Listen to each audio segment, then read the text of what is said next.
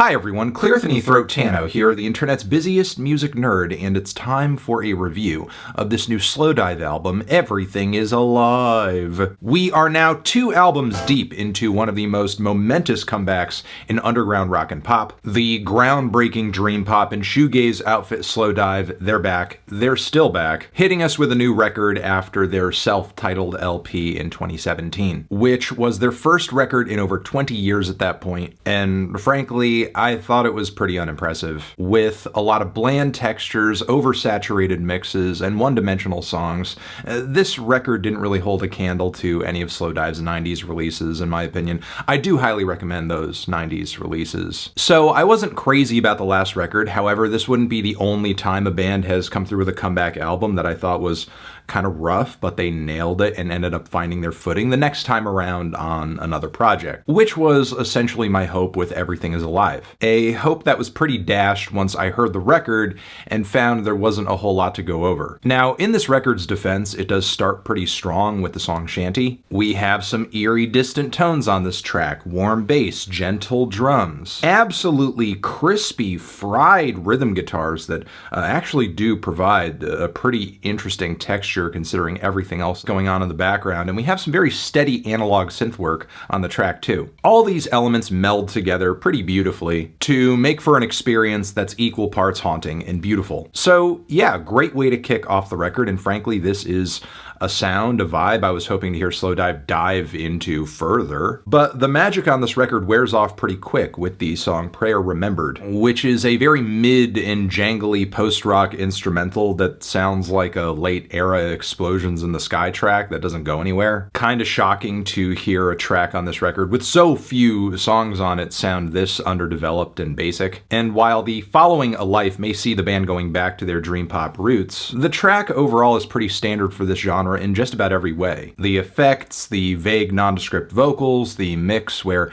everything has kind of a soft and rounded edge to it. It's hard to tell whether or not the band is truly low on ideas, or maybe the ideas they forged decades ago were so groundbreaking and influential that they feel commonplace now. One thing I will say though is the aesthetics of this track, in my opinion, are more blissful and enchanting than much of what was on the self-titled. Skin in the Game's another straight up dream pop cut that hits in much the same way, while Kisses has to be the best track in this lane, mostly because of its much more memorable melody, its intelligible vocals, there's a stronger burst of guitars on the chorus as well. It's funny how these small and little additions tend to make a world of difference. I did like to hear the band switch things up with something more raw and intimate and acoustic on Andalusia Plays, though the plainly strummed guitars, plodding beats, and mumbly singing do lack a bit of finesse. Thankfully from here the record goes into a pretty strong ending. There's Chained to a Cloud, which hits a stride with a hypnotic groove, ghostly lead vocals, and some mushy and thick layers of guitars and synths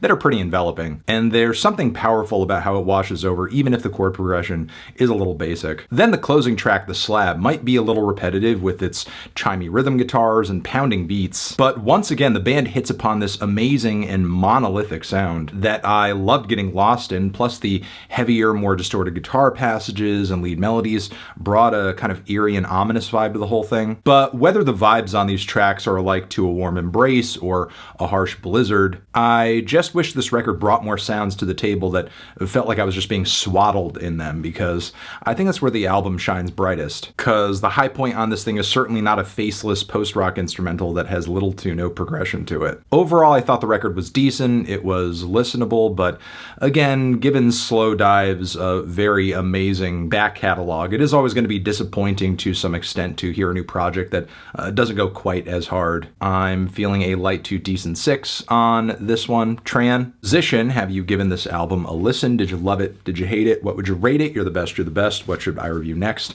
Hit the like if you like, please subscribe, and please don't cry. Hit the bell as well over here next to my head. It's another video you can check out. Hit that up or the link to subscribe to the channel. Anthony Fantano, Slowdive, forever.